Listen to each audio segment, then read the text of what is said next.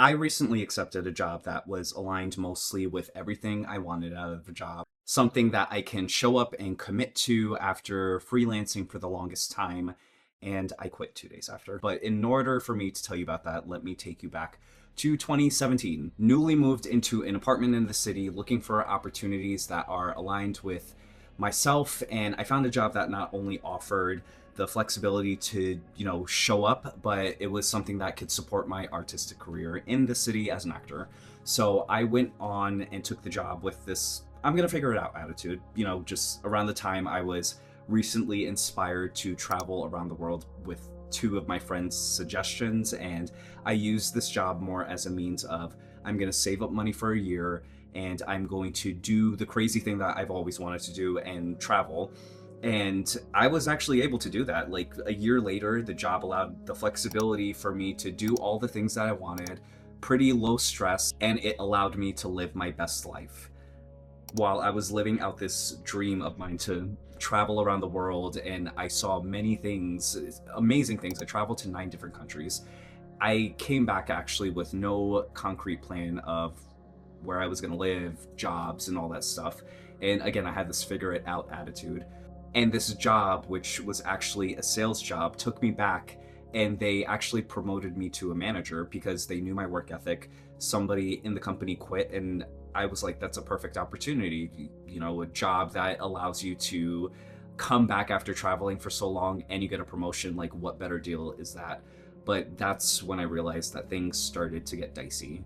My friend and I have this joke where we send each other like the craziest meme of something, and we say to the other person, sorry, wrong person. And then the other person replies, who is this meant for? And it's just like a silly little banter thing. And it could be a silly meme. It could be a really crazy meme that it's just like out of the blue. But as funny as it is between friends, it's not funny when you receive a work related text from your boss where it's actually meant for you and about you.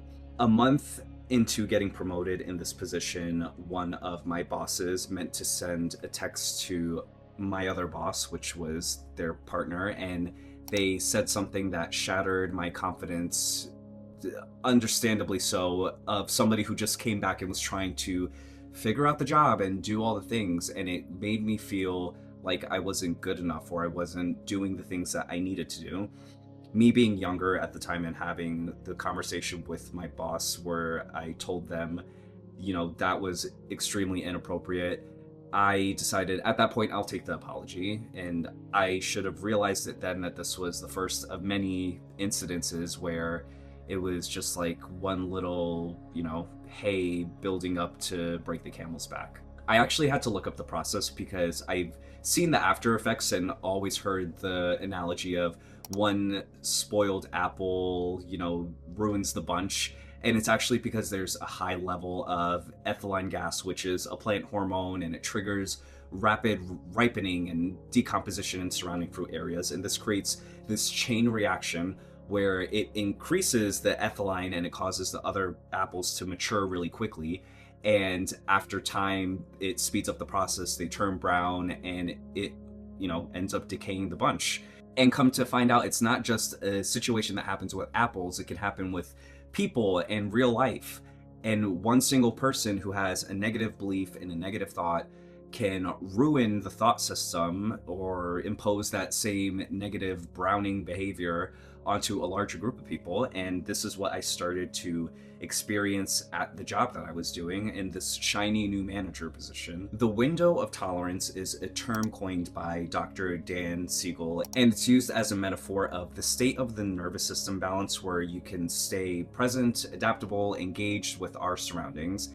And tolerance has many different levels of situations where it may be an uncomfortable encounter in public where somebody has an emotional response to something, and you're not used to dealing with that sort of thing. Or if you've ever experienced feelings of anger, anxiety, shame, these extreme emotions, and over time people's windows or tolerance levels, they range and they get stronger or resilient. And of course it can range in factors like people who grow up in different households that are volatile. Being in the workforce comes with its mixed situations, and One of them is knowing when do you stand up for yourself and when do you just like take it or, deal with the situations that you're dealing with. I think in general, people deal with imposter syndrome. It doesn't just go with actors and artists and all that stuff. If you are a person, you deal with some sort of imposter syndrome. You are constantly comparing yourself to other people around you. I've heard many artists like Meryl Streep, Viola Davis talk about it. And sometimes that even goes with the reason why I maybe don't do an artistic project, because it's already judging the outcome of something and nitpicking at it instead of just doing it.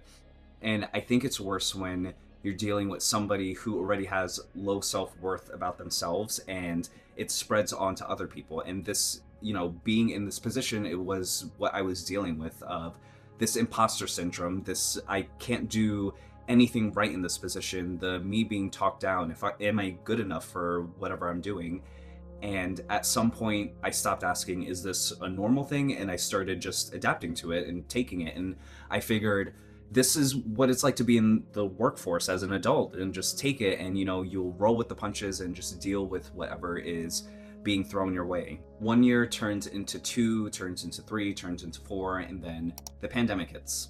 And we as a collective are in a situation of how do we function? How do we live? When is our next paycheck gonna come? And luckily, I was able to hold on to this position during that time and still retain the same amount of pay that I was making. And at this point of time, I think it solidified the idea that this job is a safety net and it is a guarantee that things can, progress, and I can rely on this job. So that over time kind of like had this safety thing.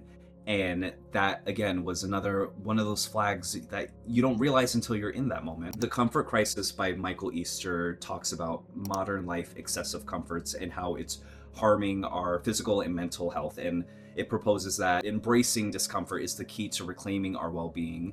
And I didn't have to embrace anything super discomforting at that time, collecting a paycheck at the same rate, and, might as well just stay along for something that is solidified. And I think during this time, the self-image that I had for myself started to fade a little bit. It started to kind of like adapt to the company. And when you get very comfortable in something, you just start becoming one of those units and your identity shifts over time. And my comfort was being at a place that outweighed the small, consistent steps I wanted to take towards the career that I was actually pursuing, and the worth of being reduced by bosses who couldn't see my own worth started to blur in lines. And it made me feel like what's comfortable for me eventually became uncomfortable later, and that feeling became stronger over time. And at this point, I was just like in the system, not caring. And I think the big twist in all of that was the year 2024. I went from one day celebrating a birthday to the next day finding out that my dad was in the hospital. And 2 weeks later, he passed away. And it was a very hard time of just balancing a job. It felt like the rug was pulled out from under me. And it kind of made me question, what is the meaning of life? Why have I been so complacent? Why is my image being compromised at this time? Why am I beholden to a job that doesn't respect me? And it's ironic how the death of a person can serve as a great equalizer, and it comes with a lot of hidden truths that, are just bubbling under the surface. And in this case, it showed me that, how am I carrying myself? How am I dealing with the relationships with others around me, the relationship with myself, but most importantly, the relationship with my self-worth at the time. And now at this point, I realize that I have now turned into this spoiled apple in the bunch, and I didn't even notice it was happening until that moment. And it made me doubt any abilities that I had, the intelligence that I have, anything that made me stand out.